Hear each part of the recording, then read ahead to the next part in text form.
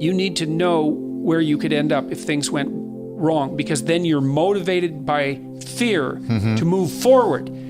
If you're not motivated by fear to move forward, then your fear's in front of you stopping you, because you might think, oh my God, I can't take the risks necessary to attain these goals. What if something goes wrong? Well, it's like, yeah, well then you're frozen. But if you think, no, wait a second, there's risks to proceeding, but nothing compared to the risks of failing. So then the fear is behind you, pushing you forward. That's so you need a vision of hell. It's like, okay, what's your personal vision of hell? You let your life fall apart because of your own stupidity and your own blindness. It's like you're the worst place you could be in 5 years. Well, that's what we ask people to write about. Arithmetic helps too. In which sense? Well, this is something I've done with big groups of students and my clients as well. It's like, okay, I ask students in particular between the ages of, say, 18 and 20.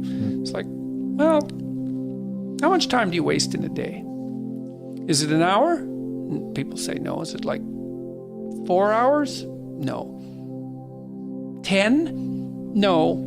It's usually about 6. I can get a group of 200 students to agree that they're just wasting 6 hours a day. No, and by their own definition of wasting, right? So, okay, so then we do some mathematics with that. We've got the 6, that's fine, 6 hours a day. Okay, so that's 40 hours a week. All right, so then I think, well, what's your time worth? And they think, well, minimum wage, because most of the students, if they went out to work, they'd only get minimum wage. But that's not right, because that's a discounted version. Their time is worth way more than that if they're working on something useful, because it's an investment. So it's perfectly reasonable to assume that if you're a reasonably bright student, your time is worth $25 an hour, something like that, because of its potential for future payoff. It's okay. Well, that's $1,000 a week. Right, so it's $4,000 a month, it's $50,000 a year. In 4 years, it's $200,000. So that's what wasting your day is costing you. It's like, let's make no mistake about it. You're going to be $200,000 poorer in 4 years because you're wasting your time. Is that really what you want to do? You're rich enough so that you're willing to forego that $200,000. Well, no one's ever sat them down and said, look, put an estimate out of the value of your time. Figure out how much of it you're wasting, and then ask yourself if you really think that that's a good idea. Because it's actually not a good idea. And I don't think anybody thinks it's a good idea. Yeah. Well, do you enjoy yourself while you're wasting that time? And the answer is always no. People feel terrible. It's like, they're watching one YouTube video after another that they're not even interested in, or they're watching like endless amounts of pornography or some damn thing, or they're playing video games, not because they want to, but because they can't stop. And they know they should be doing something else. It's not enjoyable time. So not only is it and that's part of why it's wasted. Procrastination needs no explanation. The answer to should you do something difficult and energy intensive is no. Because it's difficult and it's energy intensive, right? So there actually has to be your default position can easily be, no, I'm not going to do that difficult and intensive thing. There should be some internal resistance to doing that because it's costly. Okay, well, but then you think, well, wait a second, there are conditions under which investing in something intensive and energy demanding is appropriate. Well, yeah, but you got to specify the conditions. Like, why should you listen to yourself? You could think about it this way. Why should you listen to yourself if you're an idiot? You know what I mean? If you don't have a plan, your body's thinking, no, I'm just going to sit here and take it easy because who knows when the next antelope is going to come along so I can kill it. I'm just going to lie here like a lion and wait. Yeah. It's like, no, you need a reason that that's a bad idea. Because your deeper self might be saying, well, you want me to get up and do something. What makes you think I can trust you?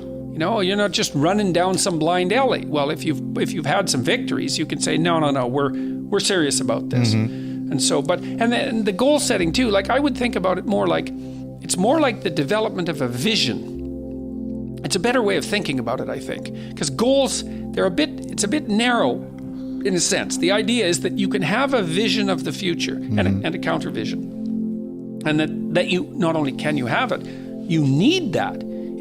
Without that, you won't move forward against your procrastination. And you need real reasons, and terror is a good one. Terror is great, man. You develop a vision of what you would like your life to be, and that associates the So the goal, once the goal is established, and then you break down the goal into microprocesses that you can implement, the microprocesses become rewarding in proportion, in relation to their causal association with the goal, and that tangles in your incentive reward system. You know, we talked about the dopaminergic incentive reward system, and that's the thing that keeps you moving forward. And the way it works is that it works better if it produces positive emotion when it can see you moving towards a valued goal. Okay, well, what's the implication of that? Better have a valued goal, because otherwise you can't get any positive motivation working out. And so the more valuable the goal, in principle, the more the microprocesses associated with that goal start to take on a positive charge. And so what that means is, well, you get up in the morning and you're excited about the day, you're ready to go. And so as far as I can tell, what you do is you specify your long-term ideal. Maybe you also specify a place you want to stay the hell away from, so that you're terrified to fail as well as excited about succeeding, because that's also useful. You specify your goal. You do that in some sense as a unique individual. You want to specify goals that make you say, oh, if that could happen as a consequence of my efforts, it would clearly be worthwhile. Because the question always is, why do something? Because doing nothing is easy. You just sit there and you don't do anything. That's real easy. The question is, why would you ever do anything? And the answer to that has to be because you've determined by some means that it's worthwhile. And then the next question might be, well, where should you look for worthwhile things? And one would be, well, you could consult your own temperament. And the other would be, well, you kind of look at what it is that people accrue that's valuable across the lifespan. So you do a structural analysis of the subcomponents of human existence, and already did that. You need a family, you need friends. Like, you don't need to have all these things, but you better have most of them. Family, friends, career, educational goals, plans for, you know, time outside of work, attention to your mental and physical health, etc. You know, that's what life is about. And if you don't have any of those things, well, then all you've got left is misery and suffering. So that's a bad deal for you. So once you set up that goal structure, let's say, and that's really in many ways that's what you should be doing at university. That's exactly what you should be doing, is trying to figure out who it is that you're trying to be, right? And you aim at that, and then you use everything you learn as a means of building that person that you want to be. And I really mean want to be. I don't mean should be, even those things are going to overlap. And it's important to distinguish between those, because that's partly, and this is back down to the micro-routine analysis. So if I was saying, well, you're going to try to make yourself more industrious. Okay, number one, specify your damn goals, because how are you going to hit something if you don't know what it is? That isn't going to happen. And often people won't specify their goals too, because they don't like to specify conditions for failure. So if you keep yourself all vague and foggy, which is real easy, because that's just a matter of not doing as well, then you don't know when you fail. And people might say, well, I really don't want to know when I fail, because that's painful. So I'll keep myself blind about when I fail. That's fine, except you'll fail all the time then. You just won't know it until you've failed so badly that you're done. And that can easily happen by the time you're 40.